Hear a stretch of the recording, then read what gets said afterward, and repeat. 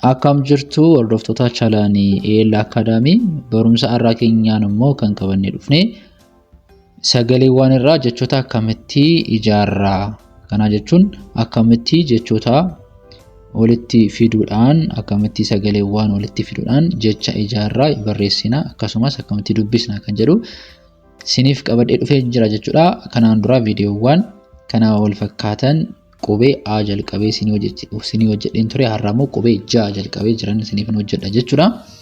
Kanaaf viidiyoo kana dhumaatti hordofuudhaan akkamitti jechoota ijaarraa akkamitti haala salphaan barreessuu dandeenya akkamitti immoo haala salphaan quboota walitti fidnee dubbisuu dandeenya kan jedhu ni hubattu jechuudha. Kanaaf namoonni barumsa barbaadanii kanaatti dhuftanii barumsa adda addaa kana viidiyoo chaanaalii kanaan gadhiisne waan ta'eef jalqaba chaanaalii kana subscribe gochuun maatii ta'a.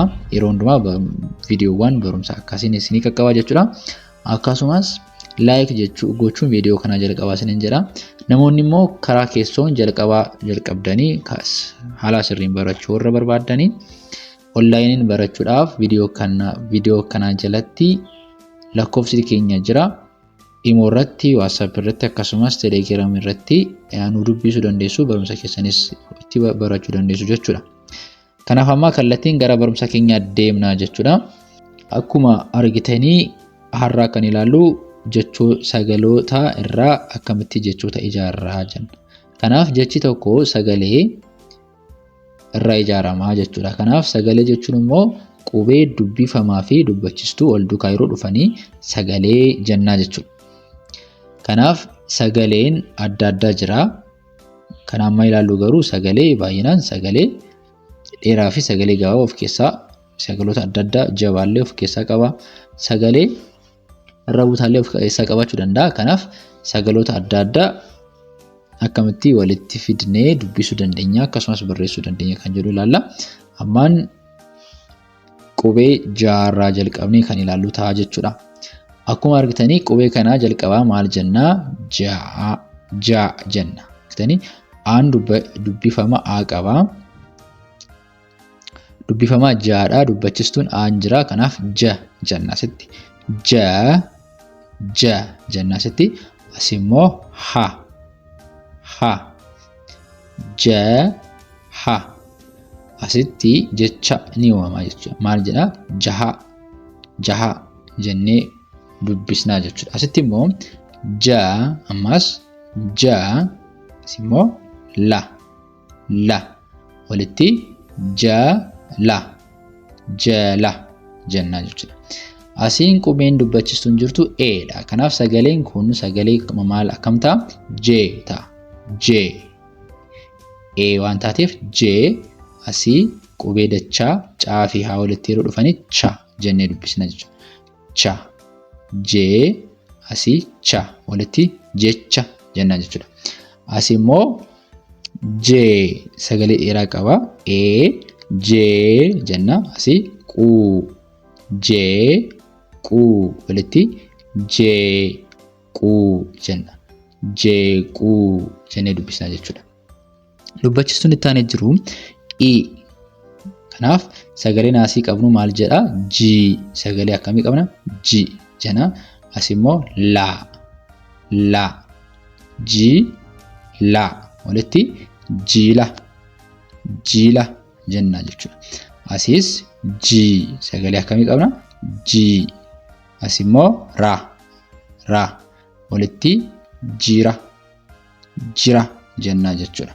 Inni itti aanee jiru maali? Jo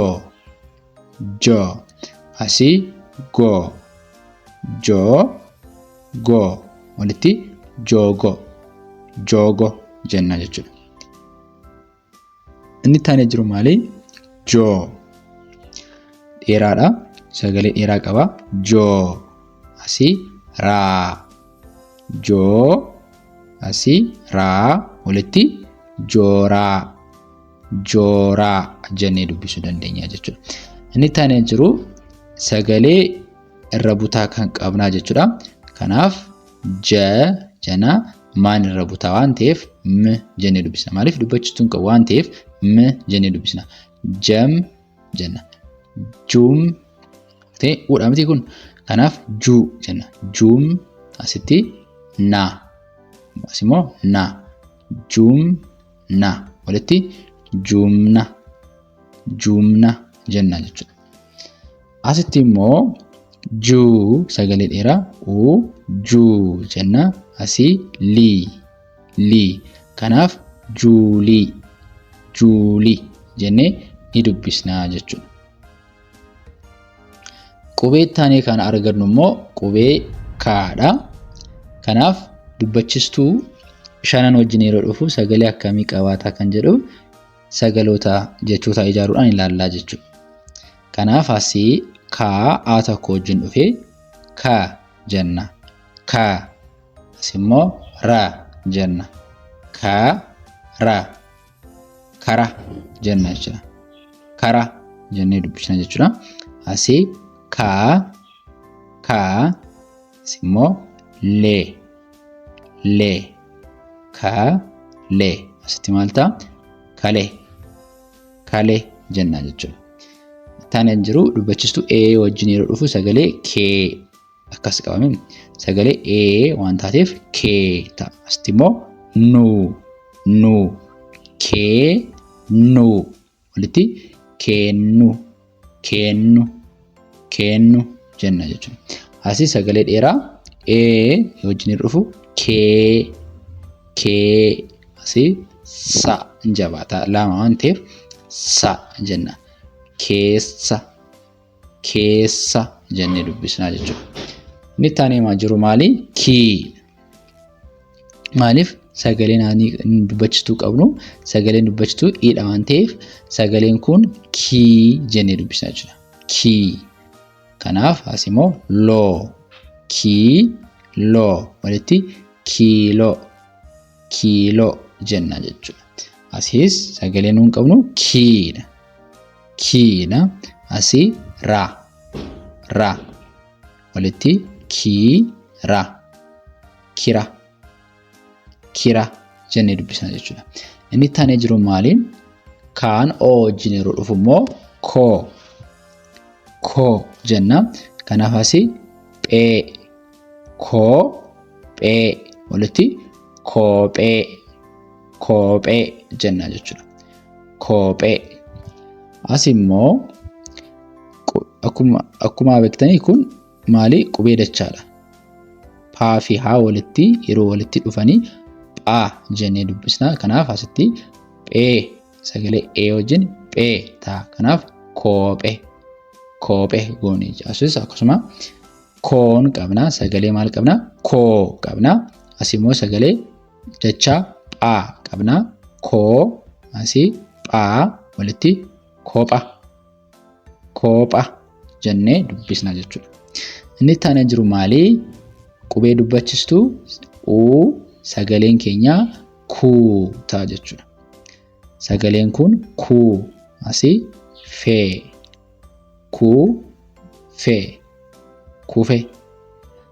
kufee jennee dubbisuu dandeenya jechuudha. Inni taanee jiru maali? Ammaas kuu. Sagalee kuu asimmoo kuma walitti kuma ni ta'a jechuudha. Kuma ni ta'a jechuudha. Qubeen itti aanee jiru immoo laadha. Laa sagaleewwan dubbachistuu shanan wajjin yeroo dhufu haala akkamiin dubbisnee jecha ijaaruu dandeenya? Yeroo jecha barreeffama keessatti yeroo dhufu immoo haala akkamiin dubbisuu dandeenya kan jedhu ni ilaallaa jechuudha. Ammas asii maal qabnaa? Laa fi aa sagalee la kan jedhu qabna. Asii fa walitti lafa jenna. Asiis la qabna miti? La asimmoo lama walitti lama jenna jechuudha. Lama. Asimmoo laa fi walitti sagalee waan taateef lee ni jenna jechuudha. Lee. Rabutaa n qabna. Leen jennee dubbisna. Rabutaa waan ta'eef naan dubbachistuu hin qabu fuuldura isaatti. Kanaaf n jennee dubbisna walitti leen jenna. Asitti immoo caa qabna. Caa leenca. Kanaaf walitti leenca leenca jennee dubbisna. Asiis irra buutaa maal qabna? Naa qabna. Sagaleen keenya leedha. Leen leen asii jii qofatti jii leen asii jii walitti leenjii jenna jechuudha. Inni itti aanee jiru immoo qubeen dubbachistuu i. Kanaaf sagaleen keenya maal ta'a? Lii ta'a jechuudha. Lii asii qaa lii asii qaa walitti liiqaa jenna jechuudha. As immoo sagaleen dubbachistuu keenya liidha. Asis lii as immoo xaa lii xaa walitti liixa jenna jechuudha. Inni itti aanee jiru maali? Loodha. Maaliif sagaleen dubbachistuu keenya o waan taateef loo jenna. As immoo luu walitti loolu jenna jechuudha. Asiin sagaleen dubbachistuu o lama taatee yeroo dhuftu yaa sagalee dheeraa ni qabaanna. Kanaaf loo jenna. Asii ni qabna. Loo asii ni walitti loonii jenna jechuudha. Itti aanee jiru immoo laa fi qubee dubbachistuu uu qabna. Kanaaf sagaleen nuun qabnu luudha jechuudha. Luu. Asii immoo sagaleen nuun qabnu baa. Kanaaf sagaleen luu fi sagaleen baa walitti luba jennee dubbisna jechuudha. Inni itti aanee jiru immoo ammas luu qabna jechuudha. Luu. As immoo buu. Kanaaf baan kun lamadha. Kanaaf sagalee jabaa qabna. Buu jennee dubbisna. Kanaaf lubbuu jenna jechuudha. Qubee itti aanee jiru immoo qubee maadha. Sagaleewwan dubbachistuu shanan wajjin yeroo dhufu haala kamiin dubbisuu dandeenya kan jedhu ni ilaalla. Kanaaf jalqabaa a wajjin yeroo dhufu asii a tokko sagalee gabaabaa ma jenna. Asii immoo sagalee ku qabna. Ku walitti maku jenna jechuudha. Asii sagalee maalii qabna? Asii immoo lee walitti malee jenna jechuudha. As immoo sagalee e dubbachistuu e wajjin yeroo dhufu sagalee maal qabna? mee asii tii walitti meetii jenna jechuudha. Asis sagalee dheeraa e wajjin yeroo dhufu mee jenna. Maal taasi? Qubee dachaa saa fi haa yeroo walitti dhufanii shaa jenna.